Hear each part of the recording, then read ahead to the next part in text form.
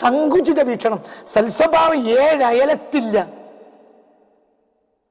അവർക്ക് ശരിയാത്തുണ്ട്, അഖീദുണ്ട്, അഖീദയും ഉണ്ട്, ഫിഖുഹും ഉണ്ട്. ത്വരീഖത്ത് എന്ന പേരിൽ ചില ത്വരീഖത്തുകളിലേക്ക് അവർ ചേർന്ന് നിൽക്കുകയും ചെയ്യുന്നുണ്ട്, അങ്ങനെ അറിയപ്പെടുന്നുണ്ട്. പക്ഷെ അവർ ത്വരീഖത്തുകാരല്ല. എന്താ ത്വരീഖത്ത്? സൽസ്വഭാവം. എന്താ ത്വരീഖത്ത്? എന്തിനാ ഹൃദയത്തിനെ സ്ഫുടം ചെയ്തത്? എന്തിനാണ് ഹൃദയത്തെ സ്ഫുടം ചെയ്തത്? എല്ലാവരും ഉൾക്കൊള്ളാന്, വിശാലമായ മനസ്സ്. അലം ഞാൻ മാത്രം ശരി, അതേ ശരിക്ക് അപ്പുറത്ത് വേറൊരു ശരി ഉണ്ടാവും. ആ ശരി അവർ അംഗീകരിക്കൂല. വേറൊരാളുടെ വീക്ഷണം അവർ അംഗീകരിക്കൂല.